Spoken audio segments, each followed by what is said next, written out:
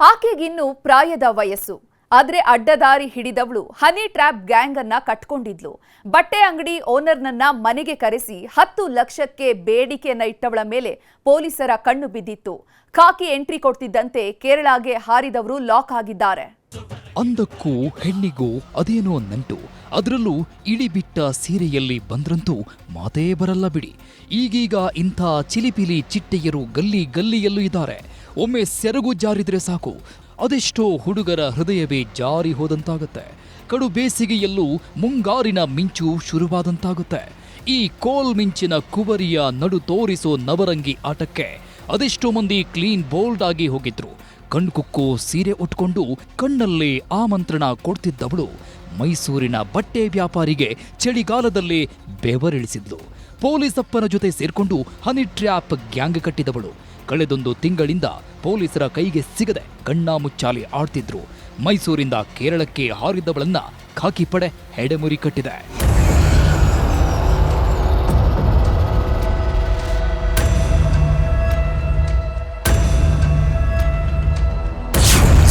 ಇವಳ ಸೆರಗಿನ ಅಂಚೆಲ್ಲ ಇತ್ತು ಕಾಮದ ಕೆಂಡ. ಬಟ್ಟೆ ಅಂಗಡಿ ವ್ಯಾಪಾರಿ ಆಗೋಗಿದ್ದ ಅಬ್ಬೇಪಾರಿ. ಹೆಣ್ಣಿನ ಮೋಹವೇ ಹಾಗೆ. ಕಡು ಬೇಸಿಗೆಯಲ್ಲೂ ಮೈ ಚಳಿ ಹಿಡಿಸುತ್ತೆ, ಎದೆ ನಡುಗಿಸೋ ಚಳಿಯಲ್ಲೂ ಮೈ ಬೆವರು ಹರಿಸುತ್ತೆ.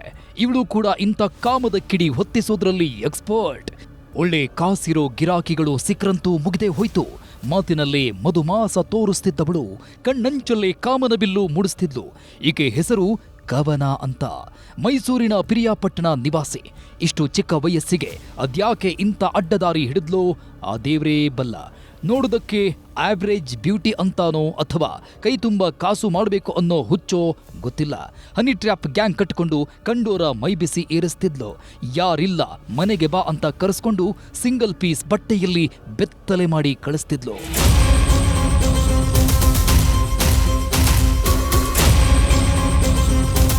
ತಿಂಗಳ ಹಿಂದೆ ಕಂಪಲಾಪುರದ ಬಟ್ಟೆ ವ್ಯಾಪಾರಿ ದಿನೇಶ್ ಕುಮಾರ್ ಎಂಬಾತನ ಮೇಲೆ ಕಣ್ಣಿಟ್ಟಿದ್ದಳು. ಬಟ್ಟೆ ತಗೊಳ್ಳೋ ನೆಪದಲ್ಲಿ ಅಂಗಡಿಗೆ ಹೋದವಳು ಕಣ್ಣಲ್ಲೇ ಕಾಮದ ಸಿಗ್ನಲ್ ಪಾಸ್ ಮಾಡಿದ್ಲು. ಒಂದಿಷ್ಟು ಹೊತ್ತು ನುಲಿದಾಡಿದವಳು ಹೋಗೋ ಟೈಮ್ನಲ್ಲಿ ನಿಮ್ ನಂಬರ್ ಕೊಡಿ, ಹೊಸ ಡಿಸೈನ್ ಬಂದ್ರೆ ಕೇಳ್ಕೊಂಡು ಬರ್ತೀನಿ ಅಂತ ಕಥೆ ಕಟ್ಟಿದ್ಲು. ಯಾವಾಗ ನಂಬರ್ ಸಿಕ್ತೋ ಕವನಾಳ ರಾತ್ರಿ ರಾಣಿ ಆಟ ಶುರುವಾಗಿತ್ತು. ಹಾಯ್ ಬಾಯ್ ಅಂತ ಮೆಸೇಜ್ ಮಾಡ್ತಿದ್ದವಳು ಒಂದೇ ವಾರದಲ್ಲಿ ತನ್ನ ಕಾಮದ ಬುಟ್ಟಿಗೆ ಬೀಳಿಸಿಕೊಂಡಿದ್ಲು. ಕೊನೆಗೊಂದು ದಿನ ಹಸಿಬಿಸಿ ಫೋಟೋ ಕಳಿಸಿ ನಮ್ಮ ಚಿಕ್ಕಮ್ಮನ ಮನೆಯಲ್ಲಿ ಯಾರೂ ಇಲ್ಲ ಅಂತ ಆಹ್ವಾನ ಕೊಟ್ಟಿದ್ಲು.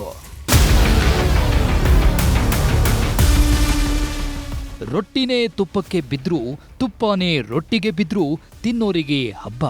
ಬಟ್ಟೆ ಅಂಗಡಿ ದಿನೇಶನಿಗೂ ಇಂಥದ್ದೇ ತುಪ್ಪ ಕರೆದಂತಾಗಿತ್ತು. ಘಮ ಘಮ ಸೆಂಟ್ ಹಾಕೊಂಡು ಹೋದವ ಅದೇನೇನ್ ಕನಸು ಕಂಡಿದ್ನು. ಇಬ್ರು ರೂಮ್ ಸೇರ್ಕೊಳ್ತಾ ಇದ್ದಂತೆ ಇನ್ನೇನು ಸ್ವರ್ಗಕ್ಕೆ ಮೂರೇಗೇಣು ಅನ್ನೋ ಖುಷಿಯಲ್ಲಿದ್ದ. ಆದ್ರೆ ಅಷ್ಟೊತ್ತಿಗಾಗ್ಲೇ ಎಂಟ್ರಿ ಕೊಟ್ಟಿದ್ದ ಹನಿ ಟ್ರ್ಯಾಪ್ ಗ್ಯಾಂಗ್ ದಿನೇಶನನ್ನ ಬೆಚ್ಚಿ ಬೀಳಿಸಿತ್ತು. ಮನಸ್ಸು ಇಚ್ಛೆ ಥಳಿಸಿದವರು 10 ಲಕ್ಷ ಹಣ ಕೊಡದಿದ್ರೆ ನಿನ್ನ ಫೋಟೋ ವೈರಲ್ ಮಾಡ್ತೀವಿ ಅಂತ ಬೆದರಿಕೆ ಹಾಕಿತ್ತು. ಇದರಿಂದ ಹೆದರಿ ಹಾರಿ ಹೋದವ ತನ್ನ ತಮ್ಮನಿಗೆ ಫೋನ್ ಮಾಡಿ ಪೊಲೀಸ್ ಪೇದೆ ಶಿವಣ್ಣ ಅನ್ನೋನಿಗೆ 10 ಲಕ್ಷ ಕೊಡು ಎಂದಿದ್ದ. ಆದ್ರೆ ದಿನೇಶನ ಮಾತು ಕೇಳ್ತಾ ಇದ್ದಂತೆ ತಮ್ಮನಿಗೆ ಅನುಮಾನ ಶುರುವಾಗಿತ್ತು. ಯಾಕೆಷ್ಟು ಹಣ ಕೇಳ್ತಿದ್ದಾನೆ ಅನ್ನೋ ಡೌಟಲ್ಲೇ ಪೊಲೀಸ್ ಠಾಣೆ ಮೆಟ್ಟಿಲೇರಿದ್ದ. ಹನಿ ಟ್ರ್ಯಾಪ್ ಅಂದರೆ ಏನಾಗಿದೆ? ಹನಿ ಟ್ರ್ಯಾಪ್ ಅಂದರೆ ಸುಲಭದಲ್ಲಿ ಹಣ ಮಾಡುವ ವಿಧಾನ. ಮಹಿಳೆ ಒಂದು ಹೆಂಗಸು ಲಜ್ಜೆಗೆಟ್ಟು ತನ್ನ ಶರೀರವನ್ನು ಬೇರೆಯವ್ರಿಗೆ ತೋರಿಸಿ ಹಣ ಮಾಡುವ ಸುಲಭ ವಿಧಾನ. ಇಂಥ ಒಂದು ವಿಧಾನಕ್ಕೆ ಕಠಿಣ ಶಿಕ್ಷೆ ಆಗಬೇಕು. ಯಾಕೆಂದರೆ ಇದು ಸಮಾಜವನ್ನು ಮರ್ಯಾದಸ್ಥರನ್ನ ಹಾಳು ಮಾಡ್ತಾ ಇದೆ. ಇದರಲ್ಲಿ ಹಣ ಮಾಡಿಕೊಂಡು ಬೇಕಾದಷ್ಟು ದಂಧೆಗಳನ್ನ ನಡೆಸ್ಕೊಂಡು ಇದೇ ಮುಂದುವರೆದ್ರೆ ಮರ್ಯಾದಸ್ಥರು ಬಾಳಕ್ಕಾಗೋದಿಲ್ಲ. ಪೊಲೀಸರು ಅಖಾಡಕ್ಕೆ ಇಳಿತಾ ಇದ್ದಂತೆ ಖದೀಮರಿಗೆ ಚಳಿ ಜ್ವರ ಶುರುವಾಗಿದೆ.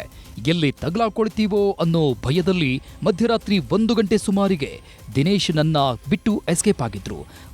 ಮೂಲೆ ಜಾಲಾಡಿದ ಪೊಲೀಸರು ಹನಿ ಟ್ರ್ಯಾಪ್ ಗ್ಯಾಂಗ್ಗೆ ಸಹಾಯ ಮಾಡಿದ ಪೊಲೀಸ್ ಪೇದೆಯನ್ನ ಅವತ್ತೇ ಲಾಕ್ ಮಾಡಿದ್ರು. ಆದರೆ ಪ್ರಮುಖ ಕಿಂಗ್ ಪಿನ್ಗಳಾದ ಕವನ ಹಾಗೂ ಶಫಿ ಕೈಗೆ ಸಿಕ್ಕಿರಲಿಲ್ಲ. ಅವತ್ತೇ ಊರು ಬಿಟ್ಟವರು ಕೇರಳ ಸೇರ್ಕೊಂಡಿದ್ರು. ಹನಿ ಟ್ರ್ಯಾಪ್ ವಿಚಾರ ಮೊದಲೆಲ್ಲ ನಗರಗಳಲ್ಲಿ ಕಂಡು ಬರ್ತಿತ್ತು. ಇತ್ತೀಚಿನ ದಿನಗಳಲ್ಲಿ ಹಳ್ಳಿಗಳ ಕಡೆ, ಗ್ರಾಮದ ಕಡೆ ಇದು ಕಂಡು ಬರ್ತಾ ಇರೋದು ಸಮಾಜದ ಮೇಲೆ ಕೆಟ್ಟ ಪರಿಣಾಮ ಬೀರ್ತಿರೋದು ಒಂದು ಬೇಜಾರಿನ ಸಂಗತಿ. ಆದರೆ ಇಂಥ ವಿಚಾರದಲ್ಲಿ ಒಬ್ಬ ಪೊಲೀಸ್ ಇಲಾಖೆ, ಒಬ್ಬ ಪೊಲೀಸ್ ಸಿಬ್ಬಂದಿಯೇ ಸೇರ್ಕೊಂಡು ಮಾಡಿದ್ದು ತುಂಬ ಮನಸ್ಸಿಗೆ ಬೇಜಾರು. ಆದರೆ ಅದೇ ಪೊಲೀಸವರು ಪೊಲೀಸ್ನೇ ಅರೆಸ್ಟ್ ಮಾಡಿ ಜೈಲಿಗೆ ಕಳಿಸಿದ್ದು ಒಂದು ರೀತಿಯಲ್ಲಿ ಸಂತೋಷದ ವಿಷಯ. ಹನಿ ಟ್ರ್ಯಾಪ್ ಸುಂದರಿ ಕೇರಳದ ಕಣ್ಣೂರು ಲಾಡ್ಜ್ನಲ್ಲಿದ್ದಾಳೆ ಅನ್ನೋದು ಗೊತ್ತಾಗ್ತಾ ಇದ್ದಂತೆ ಅಲ್ಲೇ ಹೋಗಿ ಲಾಕ್ ಮಾಡಿದ್ದಾರೆ.